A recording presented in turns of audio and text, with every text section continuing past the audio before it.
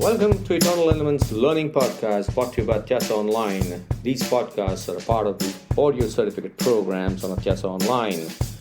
You're free to take these podcasts on your desired portal also, should you only wish to learn on the go. Thank you so much for engaging on these podcasts, and you can connect with the author on LinkedIn, Twitter, and Facebook.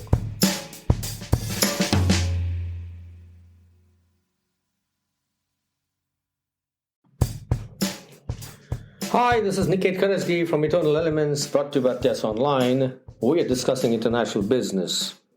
We're discussing how multinational enterprises, how unicorn companies, how global managers carrying global mindsets do business in international forums and international trade in international services. We talked about GATT. We looked at the movement of GATT to WTO. The principal advantage of WTO was that it started the whole process of economic integration.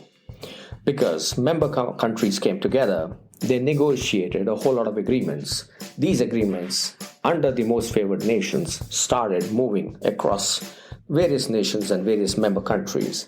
And therefore, what happened was, immediately we saw the advent and the growth of international business. The essence of WTO, the essence of GATT was the forms of economic integration. In the mid to late 1940s, many nations decided that if they had to emerge from the wreckage of the World War, both I and II and the interwar period, they must cooperate together by promoting economic growth and stability within their borders. And therefore, they will have to either assist or they will have to get assistance from nearby countries. Obviously, it goes in line with the thought processes of the economists that we discussed in our earlier podcasts.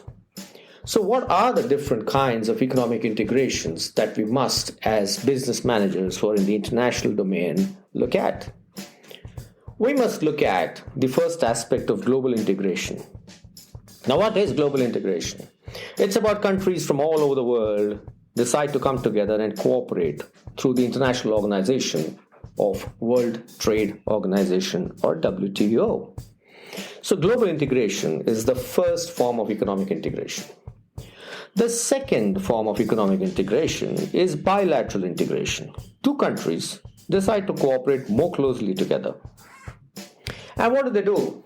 This cooperation between the two countries is primarily to either eliminate or to reduce trade barriers so that goods, services, and intellectual properties can move, and even the factors of production can move easily. So that's why we're looking at the bilateral integration happening. When we're talking about factors of production, we're talking about capital, we're talking about technology, we're talking about people. We're also talking about a whole lot of natural resources that can be moved. However, the land doesn't move. So bilateral integrations are between two countries. And the whole idea is looking at tariff reductions and making the trade flow smooth. So if global integration is done in WTO and bilateral integration is between two countries, regional integration is all about a group of countries which are located in the same geographical proximity decide to cooperate. European Union is a classic example of regional integration. NAFTA is another example of regional integration. ASEAN is another area of regional integration. So what happens? Countries which are geographically closely located come together and start forming agreements. And by the way, World Trade Organization does permit free trade agreements and the regional agreements to happen between countries. And they may actually be exclusive within the countries. There's no problem there at all. Now, why are these agreements important? Why are the regional economic integration important? Why are bilateral agreements important? Because geography matters. The distance that the goods need to move, the shorter the distance, the more the trade. Also, because the cultures are similar, the consumer tastes are similar, distribution channels can be very easily established because there is already a relationship between people. There's already a lot of movement between people. Even if the two nations are warring nations, you will realize if the geographic proximity is high, there would be a lot of trade that would happen. Which brings us to a hypothesis that as the distance increases, does the trade reduce? Well, if you're looking at supply chains, yes, because the time and the cost associated with movement of goods definitely impacts business. However, in the world of e-commerce and with the advent of technology, we are able to beat this hypothesis for sure. Sometime later, I'm going to talk about principles of international business, and at that point in time, we shall certainly take up this conversation. So in this podcast, what did I say? I said that GATT was the precursor to WTO. WTO became the world body, the international body for trade, which led to various forms of economic integration because nations realized that they must cooperate. And therefore, we had the global integration happening through multilateral agreements in WTO. It also gave the exception of bilateral integration or bilateral agreements between two nations and a regional integration where a group of countries located together in the geographic proximity come together and sign up trade agreements. How does this impact business managers who are operating in international domain? You must carefully watch the signals of integration.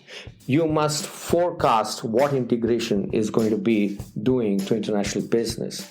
You must always read up and watch the agreements which are happening, which could be bilateral, which could be regional integrations. Because when you know those agreements, you will decide which country you want to move in, where do you want to set up your capacities, where do you want to set up your supply chains, what do you wish to do in terms of tapping those markets. This becomes extremely important because government agreements are fundamental to international business. Therefore, in these podcasts, subsequent podcasts, we will talk about the impact of the economic integration and various types of economic integrations. We will definitely discuss the approaches that countries have towards the economic integration. And we will talk about free trade areas. We will talk about customs unions. We will talk about common markets. We will talk about economic integration. We will also talk about political integration. So next podcasts are going to be interesting for you as international business entities and people to really understand how the dynamics of trade and how the expansion of market happens because of these agreements of economic integration. Thank you very much. This is Niket Karajagi signing off from this podcast. Eternal Elements brought to you by Tessa Online. Stay tuned, stay connected. Connect with me on LinkedIn. Connect with me on Facebook. Connect with me on Twitter.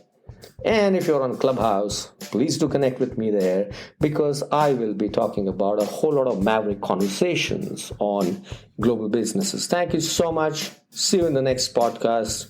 Stay tuned, stay connected. Bye-bye.